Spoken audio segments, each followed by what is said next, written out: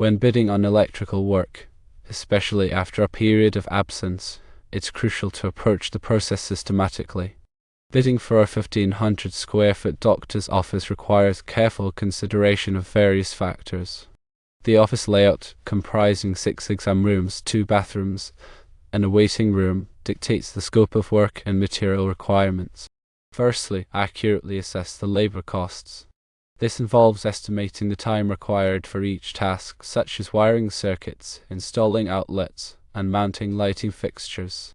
Consider the complexity of the wiring, the height of the ceilings, and the accessibility of the work areas. Labor costs should also include allowances for travel time, setup, and cleanup. Secondly, calculate the material costs meticulously. Create a detailed bill of materials, listing all the necessary items, including wire, conduit, boxes, receptacles, switches, lighting fixtures, and panel board components. Obtain quotes from multiple suppliers to ensure competitive pricing. Factor in potential price fluctuations and add a contingency for unforeseen material needs. Thirdly, determine the overhead costs. Overhead encompasses expenses not directly attributable to the project but essential for running the business. These include rent, utilities, insurance, vehicle expenses, office supplies, and administrative salaries. Allocate a fair share of these costs to the project based on its size and duration. Fourthly, factor in a reasonable profit margin. Profit is the reward for your expertise, risk-taking, and successful completion of the project. The profit margin should be sufficient to cover business growth, investments, and unexpected expenses. A common profit margin for electrical contractors ranges from 10% to 20%. Fifthly, consider the specific requirements of the doctor's office. Medical facilities often have stringent electrical requirements to ensure patient safety and equipment reliability. This may include isolated power systems in exam rooms, dedicated circuits for medical equipment, and backup power systems. Comply with all applicable codes and standards such as the National Electrical Code, or NEC, and local regulations. Sixthly, research prevailing wage rates in the area.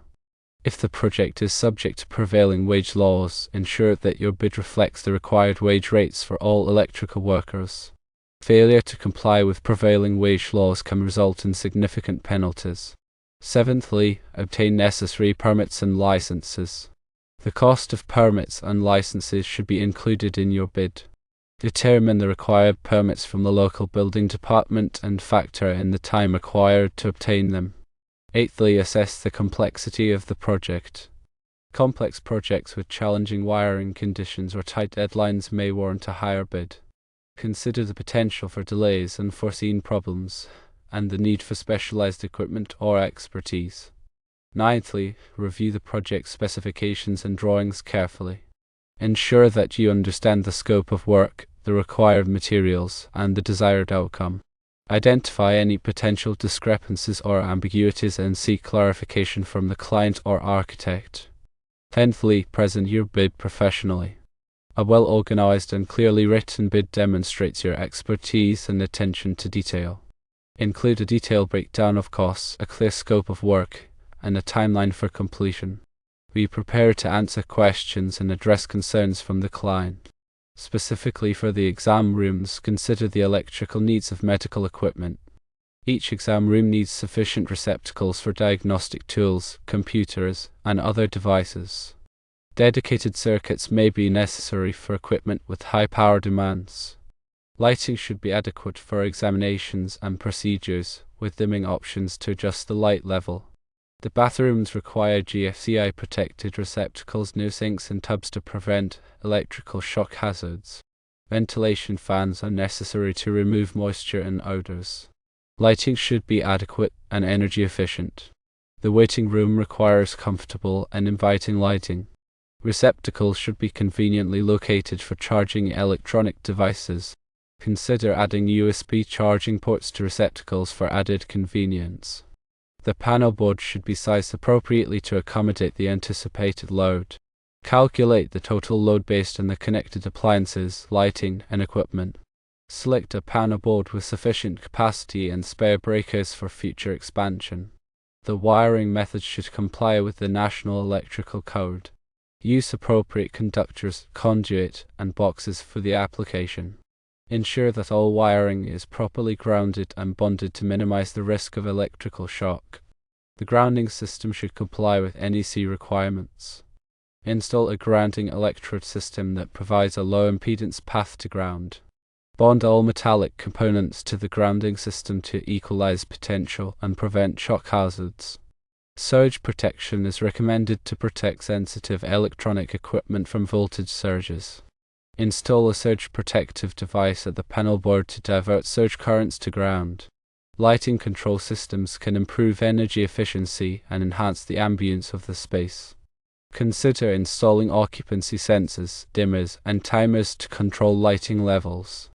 Energy-efficient lighting fixtures can reduce energy consumption and lower operating costs. Consider using LED lighting fixtures, which are more energy efficient and have a longer lifespan than traditional lighting fixtures. Emergency lighting is required to provide illumination during power outages. Install emergency lighting units in designated areas to ensure safe egress. Exit signs are required to indicate the path of egress. Install illuminated exit signs above doorways to guide occupants to safety. Smoke detectors are required to provide early warning of fires. Install smoke detectors in accordance with local building codes. Consider adding carbon monoxide detectors to protect against carbon monoxide poisoning. Communication systems may be required for phone, internet, and data transmission. Install appropriate wiring and outlets for these systems. Consider the needs of patients with disabilities. Ensure that receptacles and switches are accessible to individuals with mobility impairments. Provide adequate lighting levels for individuals with visual impairments. The electrical system should be designed and installed to minimize electromagnetic interference or ME. Shielded cables and filters can be used to reduce EMI from medical equipment and other sources. Regular maintenance is essential to ensure the safe and reliable operation of the electrical system. Schedule periodic inspections and testing to identify and correct potential problems. Keep accurate records of all electrical work performed, including drawings, specifications, and test results. These records can be helpful for troubleshooting and future modifications. When preparing the bid, be sure to include all costs associated with the project, including labor, materials, overhead, and profit. Break down the costs into specific tasks to provide a clear and transparent bid. Provide a detailed scope of work that clearly outlines the tasks to be performed. Specify the materials to be used and the standards to which the work will be performed. Include a timeline for completion outlining the start and end dates for the project. Obtain insurance coverage that protects against liability and property damage. Ensure that your insurance policy covers the scope of work and the potential risks involved. Comply with all applicable laws and regulations, including the National Electrical Code, local building codes, and OSHA regulations. Obtain all necessary permits and licenses before starting work. Hire qualified and experienced electricians to perform the work. Ensure that all electricians are properly trained and licensed. Provide ongoing training to keep electricians up to date on the latest codes and technologies. Maintain a safe work environment. Implement safety procedures and provide personal protective equipment to protect workers from hazards. Conduct regular safety meetings to discuss potential hazards and prevent accidents. Communicate effectively with the client throughout the project. Keep the client informed of progress and address any concerns promptly. Respond to change orders promptly and professionally. Ensure that all change orders are properly documented and approved by the client. Obtain final approval from the client upon completion of the project. Conduct a final walkthrough with the client to ensure that all work has been performed to their satisfaction. Provide the client with a warranty and the work performed. Specify the terms of the warranty and the procedures for obtaining warranty service. Maintain a professional reputation. Provide high-quality work and excellent customer service.